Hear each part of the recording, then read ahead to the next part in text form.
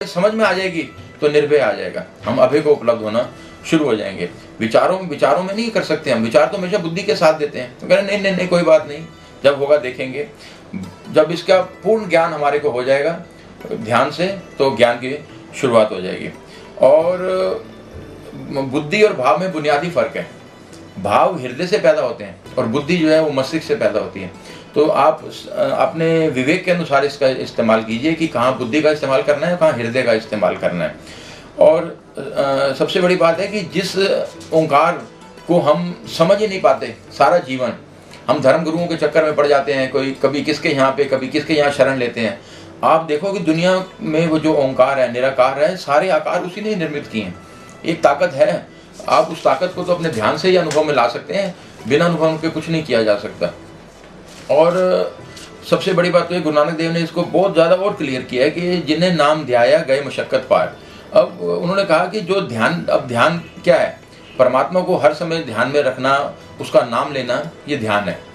इससे क्या होगा कि उन्होंने सीधा स्पष्ट कह दिया कि जिन्होंने ये किया वही इससे पार गए, नहीं तो नहीं। हम अपने कर्मों के अनुसार या तो परमात्मा के नज़दीक हैं या हम परमात्मा से दूर हैं। अगर हम हमारे अच्छे कर्म हैं तो हम परमात्मा के नज़दीक हैं, अच्छा सत्संग है हमारा, अच्छी संगति है। अगर हमारे कर्म अच्छे नहीं हैं तो उससे दूर हैं।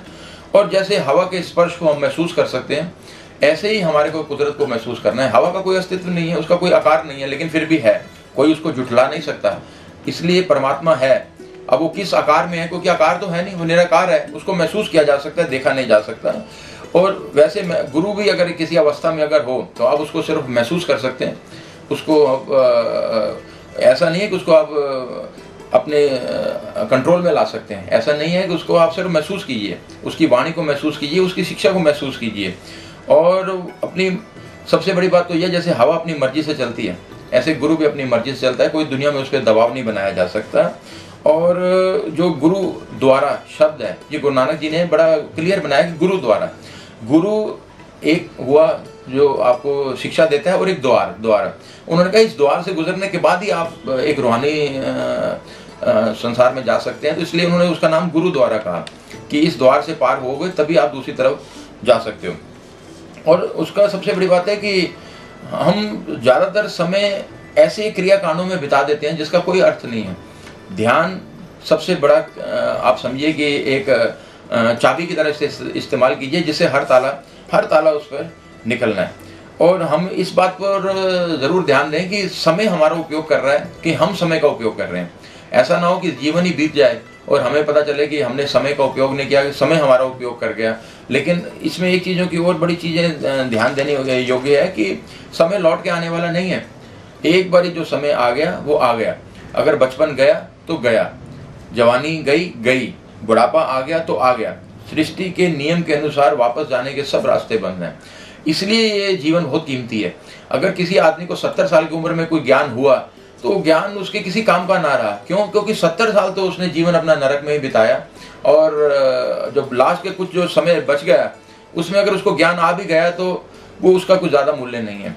तो और दूसरा बात यह है कि हम हिंदू मान्यता के अनुसार हमने सारे अपने ज्ञान के जो समय सीमा ऐसी बांध रखी है कि हम बुढ़ापे में देखेंगे। बुढ़ापे में क्या देखेंगे? जब हमारे अंदर ऊर्जा ही नहीं रहेगी तो बुढ़ापे में क्या देख पाएंगे? आज हम जवान हैं, हमारे पास साधन है, साध्य है, ऊर्जा है, इसका उपयोग हम कर सकते हैं और जीवन के रहस्य को समझ सकते हैं। जब उम्र भी बुढ़ापे में चली गई, ना ऊर्जा रहेगी ना शक्ति रहेगी, तो उस समय अगर ज्ञान की तरफ हम बढ़ेंगे तो कुछ इसका लाभ नहीं है। तो मेरी मान्यता के अनुसार ये प्रवचनों का आधार सिर्फ यही है कि आप सब कर्मों से, क्रिया कांडों से, धर्म गुरुओं से, इन झूठी शिक्षाओं से इसका कोई मूल्य मत रखिए अपने जीवन में। आप सिर्फ अपने ध्यान को बढ़ाएं। ध्यान ही एक ऐसी कीमिया है, एक ऐसी ये शक्ति है, अब रोशनी की तरह है।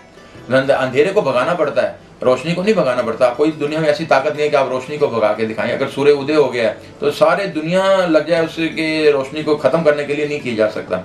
अंधेरे को भगाया जा सकता है, अज्ञान को खत्म किया जा सकता है, इसको आप मान के चलिए। ज्ञान को बढ़ाया जा सकता है, लेकिन ये आपकी शक्ति पर निर्भर करता है कि आप कितना उस पर समय देते हैं, कितना आप उसकी संगति करते हैं, कितने अच्छे गुरुओं को सुनते हैं। तो देखो, दो तरीके से ज्ञान आ सकता है, या दृष्टि से या स्वर से।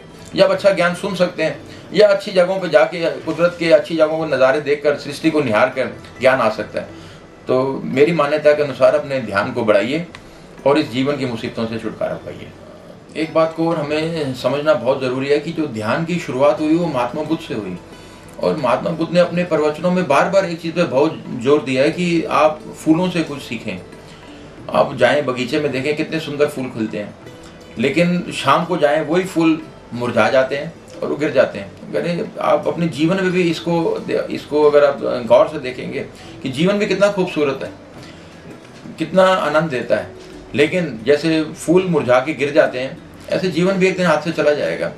अब हम क्या है कि असलियत जो हमारी ऑथेंटिक चीज़ें हैं उनको हम नोट करने की जगह पे हम धर्म गुरुओं की तरफ बहुत ज़्यादा, धर्म की हमें बहुत आवश्यकता है। मेरी मान्यता के अनुसार धर्म की किसी जगह पे कोई आवश्यकता नहीं है। क्यों? क्योंकि वेदों में भी लिखा है कि धर्म सिर्फ 4 आदमियों की ज़रूरत की चीज़ है, इसके अलावा कोई नहीं चाहिए। वो 4 चीज़ें क्या है? दुखी आदमी को धर्म में थोड़ा सा ये लगता है कि शायद मेरा कुछ उद्धार हो जाएगा, दुखी आदमी का। और फिर दूसरी जरूरत किसकी है? ज्ञानी का बड़ा अहंकार है अपने पे। वो कहता है मैं देखता हूँ धर्म में क्या है, क्या रहस्य है धर्मों का, वो ज्ञानी को जरूरत है इसकी।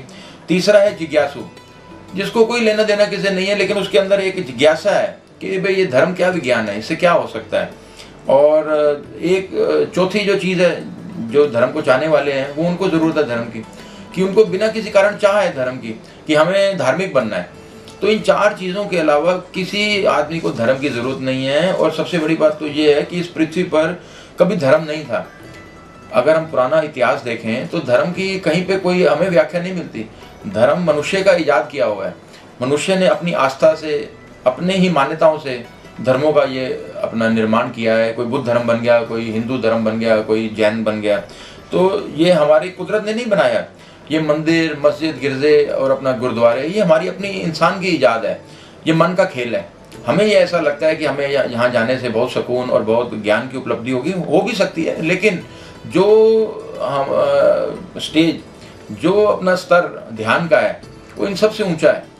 एक तो वो किसी पे निर्भर नहीं है, हम बाकी सब चीज़ों पे निर्भर हैं, दूसरी चीज़ों पे, मंदिर जाएं ना जाएं ये निर्भरता है। लेकिन ध्यान से अगर ज्ञान कर आ रहा है तो किसी पर निर्भर होकर नहीं आ रहा। हम सृष्टि को इन चीज़ों से कोई लेना देना नहीं है। सृष्टि की निगाह में गुरुद्वारे, मंदिर, मस्जिद, ये सब जो है ये आप अपने आस्था के लिए, आपके लिए हो सकते हैं, इंसान के लिए, पर सृष्टि को इससे कोई लेना देना नहीं है। सृष्टि के यहाँ सिर्फ ध्यान की कीमत है कि कोई आदमी कितना ध्यानिष्ठ था, उसका जीवन कितना सुकून भरा था, उसने अपने जीवन का कितना सदुपयोग किया, ये सब चीज़ें काम की हैं। वो कितना धार्मिक था, इससे उसको कोई लेना देना नहीं है। मैं उसको धार्मिक मानता हूँ कि जो ध्यान को अपनाता है, जो ध्यान करता है, मेरे हिसाब से वो धार्मिक है। जो मंदिर, मस्जिद, गुरुद्वारे रोज नियम से जाता भी है वो धार्मिक नहीं हो सकता, क्योंकि इसका कोई अर्थ ही नहीं है। वो आप गए, आपने पूजा की, ये आपके मन का एक शांति देने वाला उपाय तो हो सकता है, पर इसका ज्ञान से कोई लेना देना नहीं है। ज्ञान अनुभव से आएगा। अनुभव कौन करेगा? अनुभव आपको करना पड़ेगा, किसी दूसरे को अनुभव नहीं करेगा। और सबसे बड़ी बात तो ये है कि बुद्धि से हम जो कुछ भी करेंगे वो क्रियाकांड हो जाएगा। हम बुद्धि से मंदिर चले जाएं, आयोजन करें, यज्ञ करें, धार्मिक यात्राएं करें, ये सब जो है इसका कोई धार्मिकता से कोई लेना देना नहीं है। अकेला ध्यान इन सब चीज़ों पर भारी पड़ता है। क्यों? क्योंकि उसके अंदर इतनी शक्ति है। जैसे रोशनी है, रोशनी से ज़्यादा शक्तिवान कौन है? जैसे ही आप रोशनी को जहाँ पे भी डालेंगे स्पष्टता सामने नजर आने लगी कि क्या क्या वहाँ पर पड़ा है, क्या नहीं है। और सबसे बड़ी बात है कि हम इस संसार में बुद्धि से जो कुछ भी समझेंगे वो आंशिक हो सकता है, पूर्ण नहीं हो सकता। पूर्ण को जानने के लिए हमारे को खुद को पूर्ण होना पड़ेगा। परमात्मा पूर्ण है, ये हर जगह पे लिखा हुआ है। तो उसको हम थोड़ा बहुत जान भी लें तो हम आंशिक तौर पर उसको जान सकते हैं, पूर्ण रूप से नहीं जान सकते। और हमें जो आनंद भी मिलता है उसको जानने के लिए वो भी आंशिक है। पूर्ण आनंद तो हमें मिल ही नहीं पाता। पूर्ण आनंद के लिए तो हमें इतनी अवस्थाओं पे पहुंचना पड़ेगा कि जहाँ पे एक बिल्कुल स्पष्ट नजर आने लगे कि जीवन का रहस्य क्या है। 70 साल 80 साल जीवन के बाद भी मेरे अनुभव में आए हैं कि लोग, मैं देखता हूँ वो परेशान है, मेरे जीवन कोई मजा ही नहीं है, जीवन में ऐसे ही चला गया, बेकार चला गया। तो जीवन इतना बेकार जाने वाली चीज़ नहीं है, इतनी मूल्यवान चीज़ है। इसके मूल्य को समझते हुए आप ध्यान को बढ़ाओ। ध्यान ही आखिरी आपकी जो हल है, तो इसी से आप पार जा सकते हैं। जीवन को अगर हम अच्छा जीना चाहते हैं तो सबसे पहले हमें ये जान लेना चाहिए कि जीवन का रहस्य क्या है। कबीरदास जी ने अपनी कबीर वाणी में बड़ा क्लियर सा कहा है कि जब तक आपको यही समझ नहीं आएगी कि जीवन क्या है और इतना इसमें गंभीरता से इसको जीने की कोई ज़रूरत नहीं है, इस जीवन में इतना गंभीर होने की कोई ज़रूरत नहीं है। उन्होंने अपने श्लोक में लिखा है कि साधो हम सब हैं कठपुतली। बड़ा क्लियर सा कठपुतली शब्द उन्होंने इसलिए लगाया कि बड़ा एक, क्योंकि वो इतना पढ़े लिखे नहीं थे और समझाने में जो कबीर जी का कोई मुकाबला नहीं किया जा सकता। उन्होंने कहा कि साधो हम सब हैं कठपुतली, कोई हंसकर नाचे कोई रोकर नाचे, कोई पाकर कोई खोकर नाचे, कोई मैली कोई उजली। अब बड़ा क्लियर कहा है कि या तो हम कोई हंसकर जी रहा है, कोई रोकर जी रहा है, कोई पाकर जी रहा है, कोई खोकर जी रहा है, कोई मैली कोई उजली। बड़े साफ शब्दों में जाना है। उन्होंने दूसरी जगह पे लिखा है कि कौन जाने कब मिले इशारा, आधा मिले या सारा, कब मिट्टी हो जावे अभी अभी जो नचली। इससे ज़्यादा अच्छे शब्द नहीं लगाए जा सकते कि कब मिले इशारा, कब हमारा समय आ जाए, हमें इशारा मिले। हमें ये भी नहीं पता कि उस समय हमें आधा मिलेगा या सारा, हम किस अवस्था में होंगे। कब मिट्टी हो जाए अभी अभी जो नचली। जो मनुष्य इतना भी नाच रहा था वो उससे कभी मिट्टी हो सकता है। इस चीज़ को हमेशा सोच के चलना चाहिए। और उसके बाद उन्होंने लिखा जिस जस राखे रह ले हंस के। उन्होंने कहा है कि जिस हालात में वो रखे उसी में रहने में ही भलाई है, हंस के जीना चाहिए उसको। स्वामी की चाहत में बस के, उसकी चाहत में आप बस के रहोगे तो सुकून में रहोगे। साधु संग भरपूर जिंदगी, नहीं तो खाली गुठली। अब आम को खाने के बाद वो खाली गुठली रह जाती है, किस काम की है। तो उन्होंने बड़े साफ शब्दों में कहा है कि साधु संग भरपूर जिंदगी। अगर आप किसी अच्छे साधु के, किसी अच्छे अपना गुरु के संगत में हो, जहाँ अच्छे प्रवचन आप सुन रहे हो, तो उनके भरपूर जिंदगी है, जिंदगी का भरपूर आनंद आपको आ रहा है, क्योंकि समझ आ रही है, समय से जिंदगी आगे चलनी है। नहीं तो खाली गुठली। अब इससे ज़्यादा वो क्या कहेंगे कि अगर ये नहीं है आपके जीवन में, कोई अच्छा सत्संग नहीं है, कोई गुरु नहीं है, तो आपका अस्तित्व उतना ही है जैसे खाली गुठली का अस्तित्व है। तो इससे मेरे हिसाब से तो इससे ज़्यादा कोई क्लियर कह नहीं सकता जो कबीरदास जी ने कहा है। तो इसलिए इतना जीवन में गंभीरता से नहीं जीना चाहिए। क्यों नहीं जीना चाहिए? क्योंकि जीवन एक दिन ख़त्म हो जाना है, और जब जीवन ख़त्म ही हो जाना है तो इतना उपद्रव मचाने की क्या ज़रूरत है। इतना लड़ाई झगड़े, इतने कोर्ट में केस, और इतना हम ये सब इसलिए करते हैं कि हमें ये लगता है कि हमने कभी यहाँ से जाना ही नहीं है। और जीवन का आनंद भी इसी में ही है, क्योंकि वो छोटा है। अगर किसी आदमी को ये पता चले कि उसको 200 साल के बाद मृत्यु आनी है, तो उसके जीवन का आनंद खत्म हो जाएगा। रोज सुबह उठना, खाना, सो जाना, खाना, सो जाना, दिन ऐसे हो जाएंगे पहाड़ की तरह, बीतने में नहीं आएंगे। जीवन सीमित है, इसलिए इसमें आनंद है। उस आनंद को जानने के लिए ध्यान सबसे बड़ी कुंजी है, जो आपको ये बताए कि जीवन में कितना आनंद है, आप कैसे सुकून में जी सकते हैं। तो अच्छे संगत में रहिए, अच्छे धर्म गुरुओं को सुनिए, और अपने अनुभव पर ज़्यादा भरोसा रखें। शिक्षा ज़रूरी तो है, लेकिन सिर्फ शिक्षा से ही आप पार नहीं जा सकते। उसको, अनुभव को आपको बढ़ाना है। और मेरी मान्यता के अनुसार जैसे जैसे ध्यान का स्तर बढ़ेगा, जागृति बढ़ेगी, आपके जीवन में होश बढ़ेगा, और बाकी जो आसार है धीरे धीरे कम होता चला जाएगा, और जीवन में जो सार है उसका बढ़ना शुरू हो जाएगा, और शीशे की तरह बिल्कुल साफ हो जाएगा कि क्या आसार है, क्या सार है। और आप सार को पकड़ते जाइए, आसार को छोड़ते जाइए, जीवन आपका सुख में हो जाएगा। इसलिए आप ध्यान पे जोर दीजिए। धर्म की आवश्यकता को छोड़ो, कोई धर्म की आवश्यकता नहीं है, ध्यान की जीवन में बहुत आवश्यकता है। तो ध्यान को ही अपनाओ और आगे अपना सुखी जीवन।